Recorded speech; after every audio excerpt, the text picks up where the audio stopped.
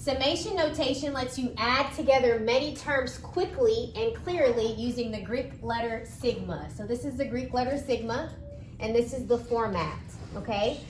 So this is an arithmetic series. So the first term is a 1. So what I'm going to do is plug in a 1, and I get -3. This is for n equals 1.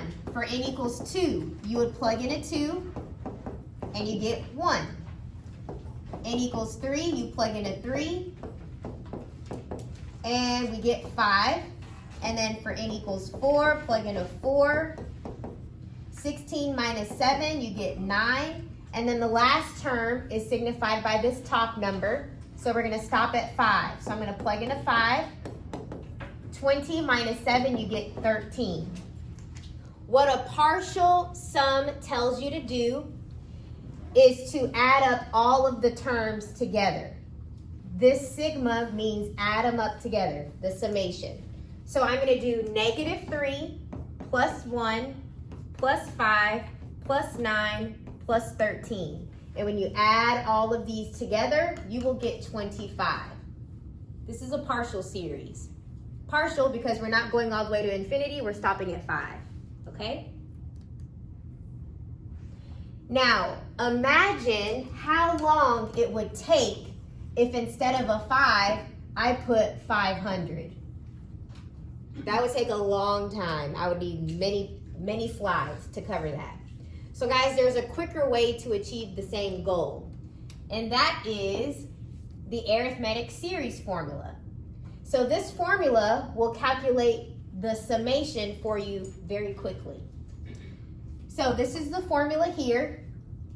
Sn right here is the sum of the first n terms. A1 is your first term. So in our previous example, our first term was -3.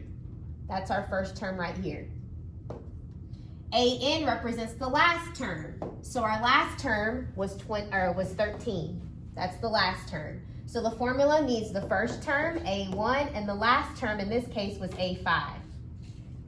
So in the formula, you would add those two together. And n represents the number of terms. So the number of terms that we were adding together was 1, 2, 3, 4, 5 terms. So you put all of that into the formula. So we had 5 terms. The first term was -3. The last term was 13.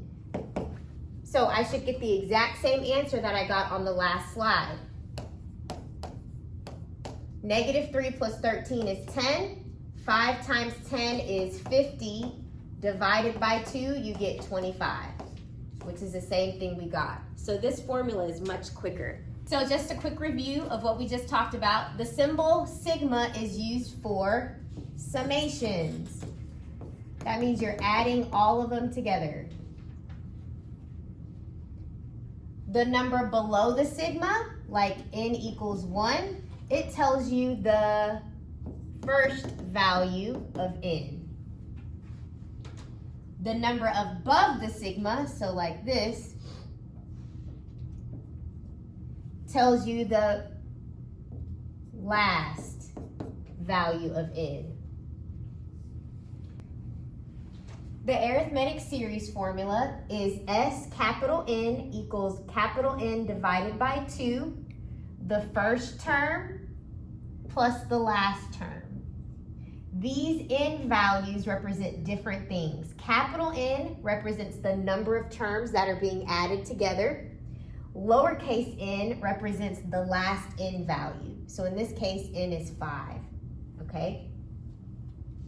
So in this series example, in this partial sum, n starts at 3 and it ends at 7.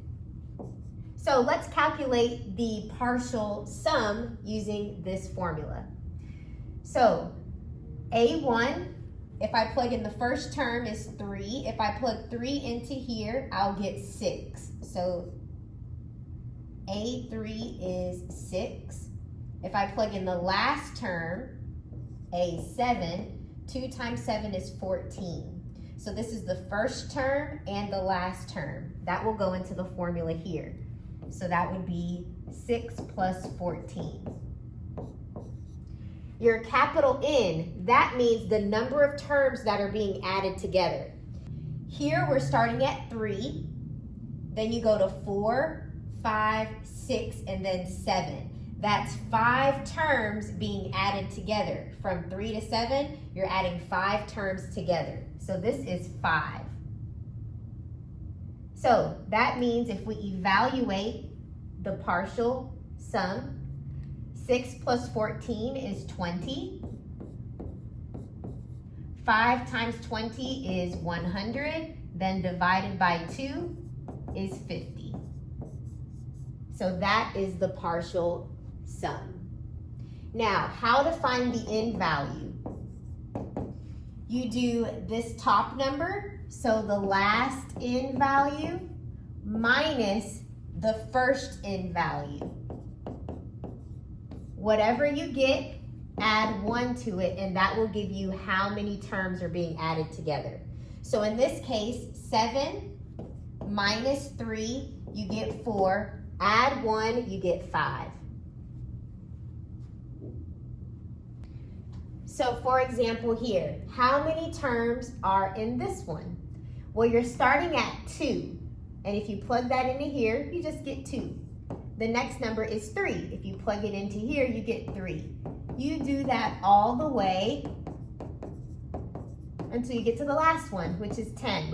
That is 1, 2, 3, 4, 5, 6, 7, 8, 9 terms. So N is equal to 9. And the way you do that, you can do 10 minus 2, the last N value, minus the first N value, which is 8. Add 1 more, that means there is 9 terms being added together. Let's try this one. Write the following series in sigma notation. Okay, so it looks like they are adding 10 every time. Okay, this is the arithmetic sequence 6, 16, 26, 36, okay? The D value is 10 because they're adding 10 every time.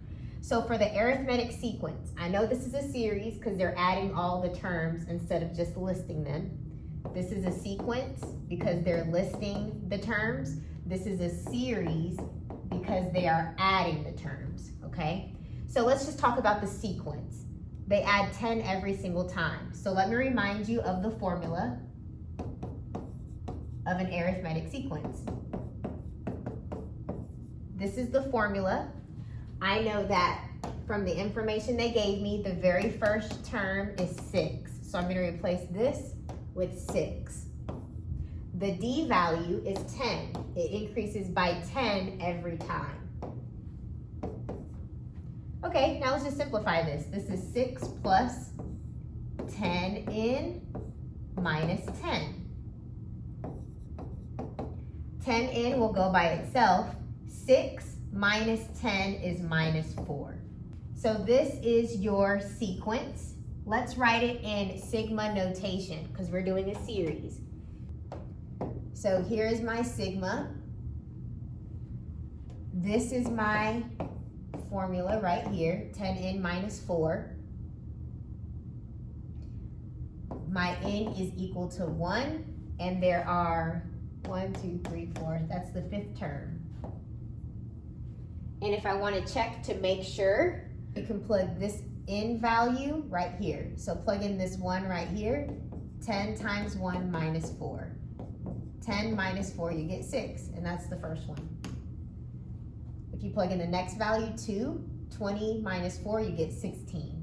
And it's a series, so you're adding each term together instead of listing it like you would in a sequence.